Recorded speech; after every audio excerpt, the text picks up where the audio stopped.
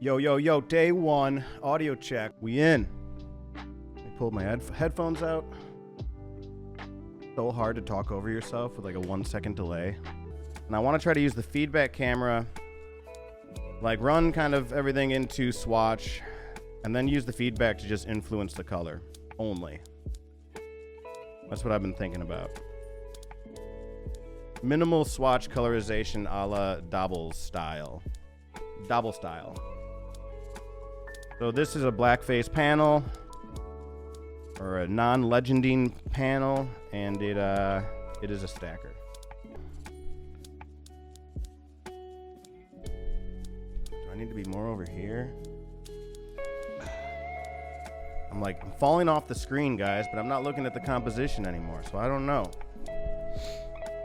Okay, let's make some shapes. What's a good way to make shapes with stacker?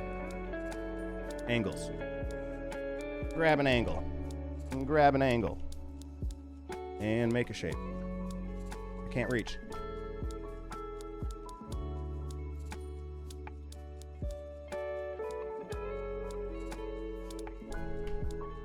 Okay. In. Boom. And I want to take like some, man, how do we even start this? I guess I go straight to the output. I just build it one channel at a time. So what I want to do is like take some FM'd waveforms, some little squigglies, and then like move them around on the screen, right? Okay, so I have a shape plugged into stacker. That's going to ultimately go into my addressing input of the switcher. I can put that right now. We're looking at channel B, so I got to make sure I address on channel B.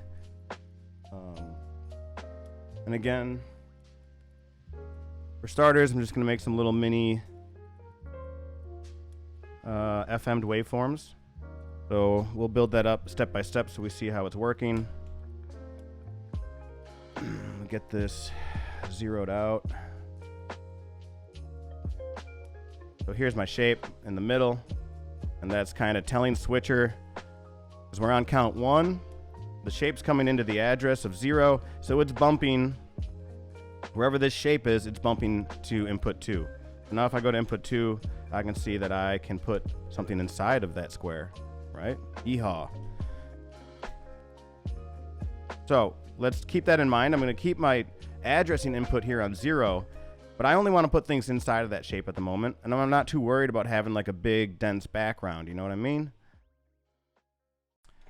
So there we go. Now I'm just putting something inside of this window. That's what I wanted.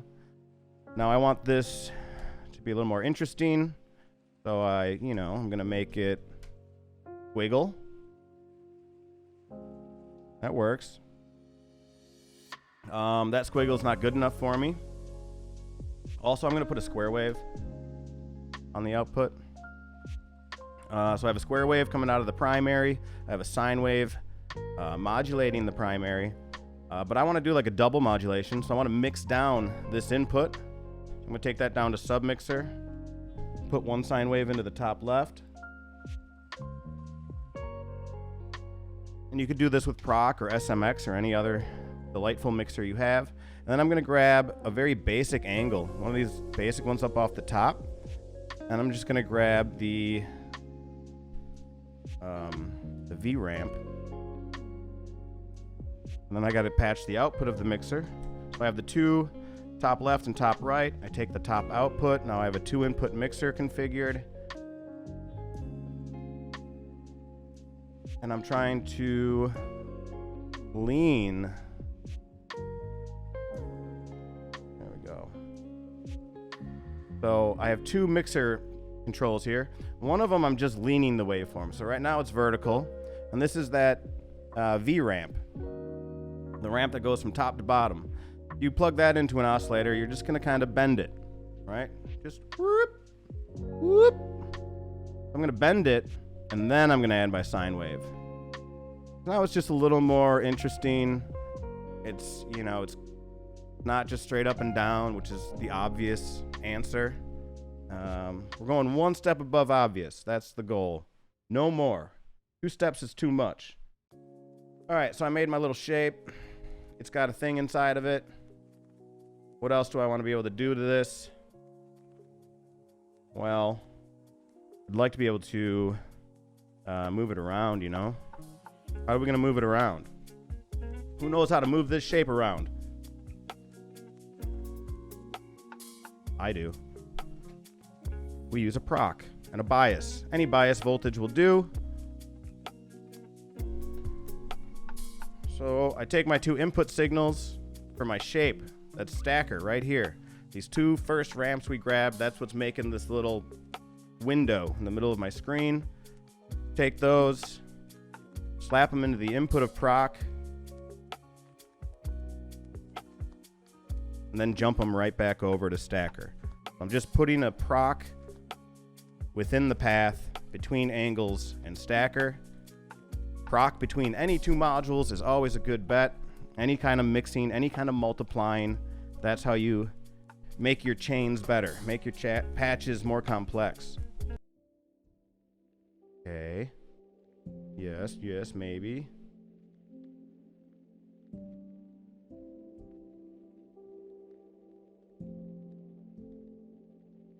I'm having struggling dialing this in. My spoon is too big, I know. What's going on here?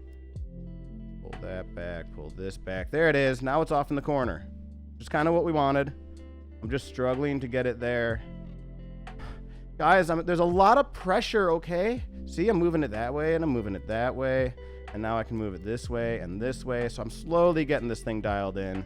I can get it all the way back to the middle of the screen, sure enough. And then my bias knobs can move it around.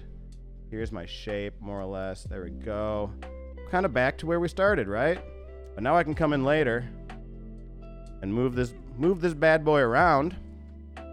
I could also take a scrolls, which I don't have, put a scrolls into this bias kind of input on proc, and then it would follow all those wonderful programmed movements of scrolls. So I'm just going to get this off in like the corner.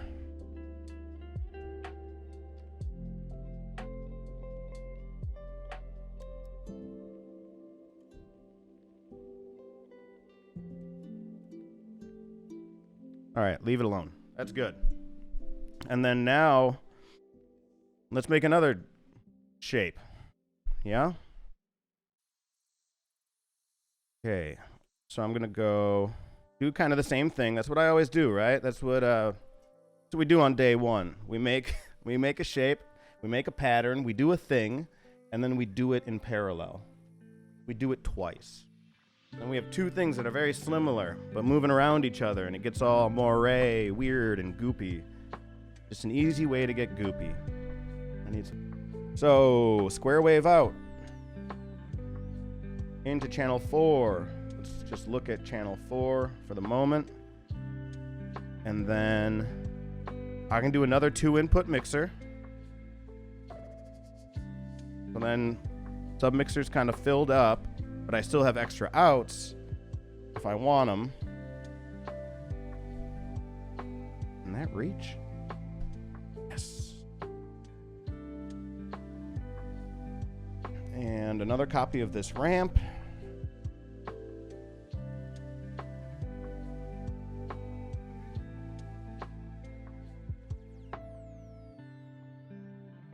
And why don't I see anything?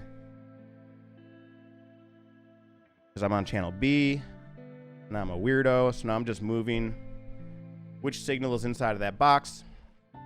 And so now I'm setting up my second patch. I'm going to lean in the ramp. Got to plug in my modulation. There we go. Don't forget about that.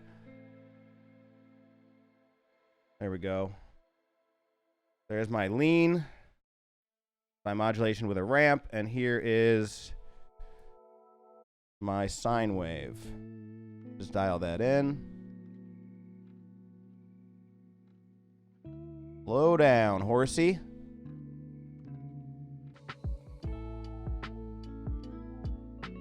Good enough. Pull that back a little. There we go. There we go. Now I have this one and this one, and they're very similar. But I want them not to be in the same window, right? we need to make another stacker shape.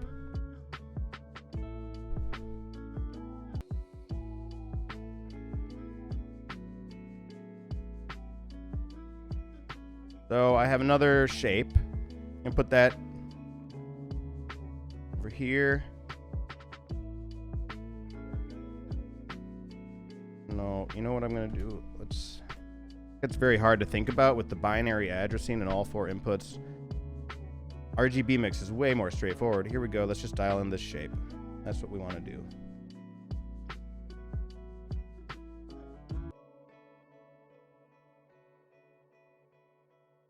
Ooh.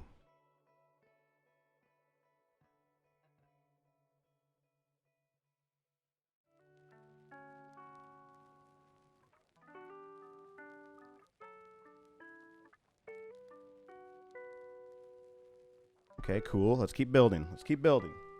Now, what I want to do is I might want to reduce the frequencies. What's up, Jason KC? Ahoy. I'm going to slow some of these down because then I'm going to take a copy of it.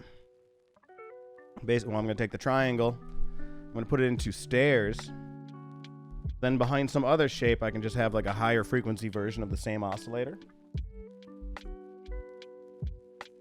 So I just grabbed a copy of the first oscillator, which I believe is the one that's on the right side of the raster. It's actually the tighter one. So I want to, what? Or no, it isn't. It's the one on the, it's the fat lines. I took the fat lines, put them into stairs. We have a square wave going into switcher, but I had to take like any type of ramp wave if I want to go into stairs, right? The square, like I wouldn't want to molt the square and then go both places because stairs doesn't work with square waves. I mean, you can get weird shit out of it, but it's not going to do your standard wave folding, right?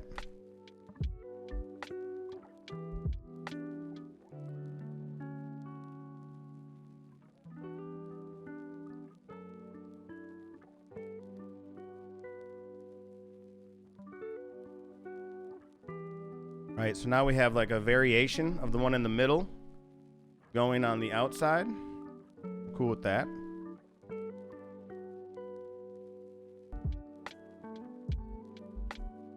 That's nice.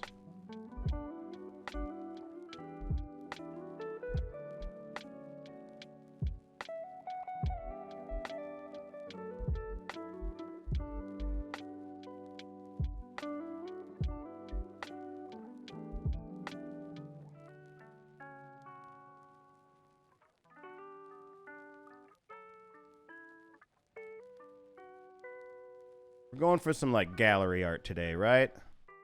I mean, does that work for y'all? Well, first of all, I did want to end up with Swatch in here, so I'm gonna just get that in my head by moving my input or my output and getting it to go through Swatch. Way I'm ready to go.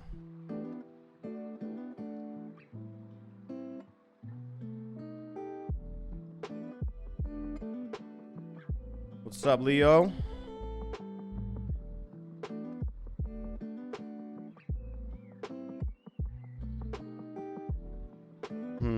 Do I dare bring an FKG in the mix as well? Do I dare? How dare I?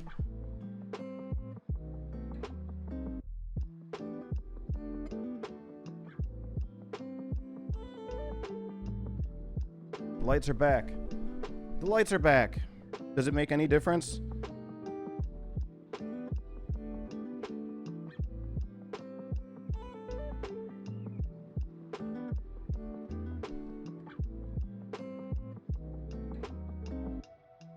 Okay. And there I am. Now I can do outline mode. It's got more options now, right? I can make it like a little thin and crispy. Bring some softness back into it. Just let that top wave barely roll through. Now we got a vibe, right?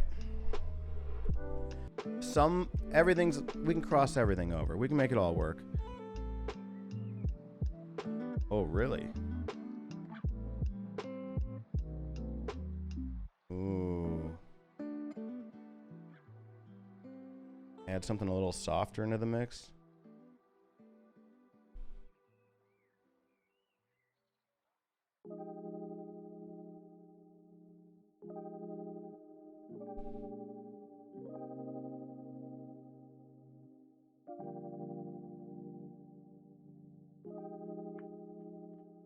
Then pull the key back. And that gradient's gonna go first before it pulls all this. So that's a pretty fun sweep, right? Because at the very top end, the FKG is just pulling out the shape, or the DSG gradient in the background, excuse me. And then after that mostly gets taken away, that's when it starts eating in over there. So that tells me that's a good place to hit this FKG CV, threshold CV. So let's just take a look. Just hit it with a LFO just to get a feel for it, maybe.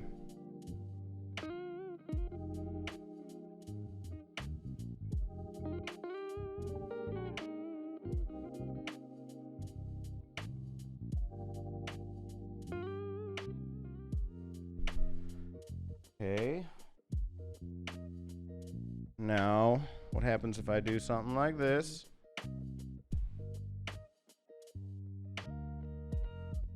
Boom. Swatch feedback colorization. Pretty epic on a black and white patch. So all I'm doing here is I have a feedback camera looking at like a window of my output. And it's pretty lined up.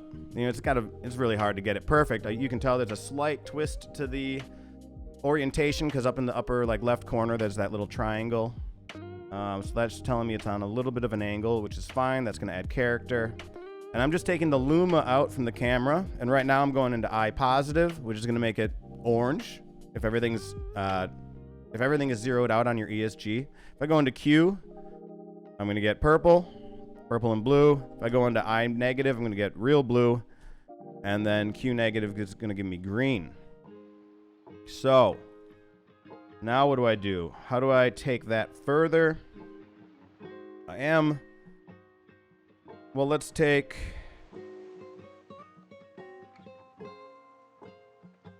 I really want like a proc. Another proc. I don't have that, though. That's all right. I'm going to take some of this feedback channel that I'm playing with in Swatch and try to... Oh, gosh. Try to manipulate the feedback inside of DSG and ultimately end up with 2 copies. So first, I'm just going to take my output and mult it into my bus board here in the middle, and then take that out. So that's channel 1 into this DSG, and channel 1 into the neighboring channel on that same DSG. Let's see what we can get out of this. We're gonna try. Take the absolutes, because absolute is always fun, right? And what, I go like one... Do I try to fight? I go like Q positive and Q negative at the same time? Probably. That seems like the right move, because then one's hitting it from the positive, the other one's automatically hitting it from the negative. That happens on board in Swatch. So I can take 2 positive signals, right? If I have 2 positive signals, I don't really want to hit the 2 positive inputs, because that's sending everything in Swatch very much into the positive world. If I have 2 positive signals, I just want to go into a negative input, which automatically inverts it on input, right? So these are 2 positive signals coming from DSG, pretty standard, but I'm having them fight each other in the middle over green and purple. I could also do like I and Q. I positive and I negative. We're just getting some really nice extra gradient in there, right? The blend between these colors. What I'd really do here is I just start zoning in even more with ESG, dialing in some colors, bringing in some contrast, some gain,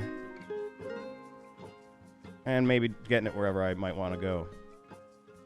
I'm going to tune it back out, though, for a second.